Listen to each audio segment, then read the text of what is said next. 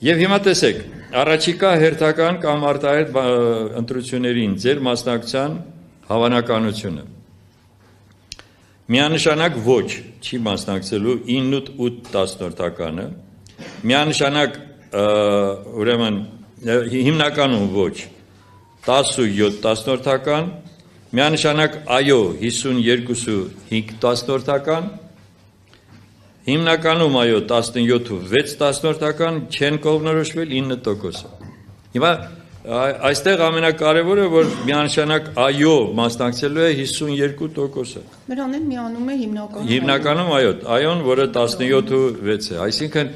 մեծ քանակությամբ մարդիկ արդեն հասկանում են պատասխանատվության են զգացումը ունեն, որ պետք է անպայման մասնակցել այս ընտրություններին եւ ներկայացնել ապագայի Հայաստանի համար իրենց պատասխանատվությունը կրեն։ Հաջորդ հարցը, որը մենք նաև գտնում ենք, որ շատ կարևոր էր այստեղ արդյունքների առումով, քաղաքական ուժերի եւ անհատների վերաբերյալ համապատասխան ուրեմն գնահատականները, որտեղ հիմնականում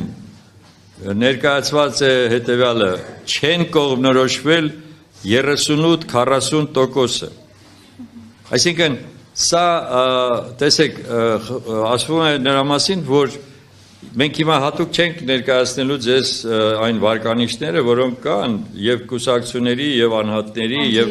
անձերի, ինչու, որովհետեւ մենք ուզում ենք կրկնենք եւ ուզում ենք հաստատվենք, որ իսկապես այդպես էլ կա, բայց հավատացնում եմ, որ վարկանիշ կա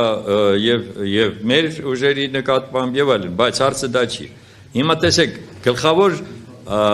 եզրակացությունը, որը մենք անում ենք այս հարցման այս արդյունքով, նաեւ որ չկողմնորոշվածների եւ մարդիկ, որոնք չգիտեն, դժվարանում են պատասխանել, դա 38-40% է։ Դա նշանակում է, որ այսօր քաղաքական ուժերը ունեն մեծագույն խնդիր բացատրելու իրենց այլընտրանքային մոտեցումները այս քաղաքականությանը, որը մենք իդեպ ասած պատրաստվում ենք անել հունվարի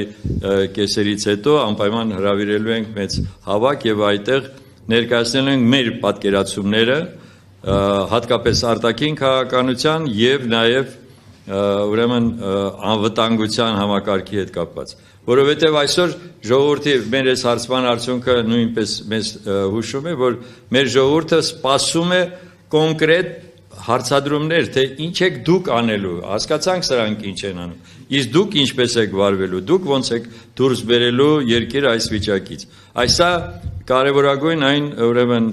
արդյունքն է, որը մենք ստացել ենք եւ չկողմնորոշվածների հետ կապված նաեւ ասեմ, որ մենք փորձ արեցինք հարցնել, թե հասկանալ որ միավորումը, որ քաղաքական ուժերի միավորումը իրենց կգոհացնի։ Այստեղ էլ է խայտաբղետ իրավիճակ։ Այսինքն էլի նորից 50%-ից ավելին չի այլ պատկերացնում, թե որ ուժերի միավորումը ճիշտ կլիներ, կարող էր այսպիսի ուրեմն այս իրավիճակում։ Այսինքն չեն տեսնում նաև ձգտումը քաղաքական ուժերի միավորվելու եւ դրանից ելնելով այսպիսի անորոշության մեջ են։ Այս սա հիմնական այն ուրեմն եզրակացություններն է, որոնք մենք արել ենք, հիմա Նարինե Դիլբարյանը կավելացնի,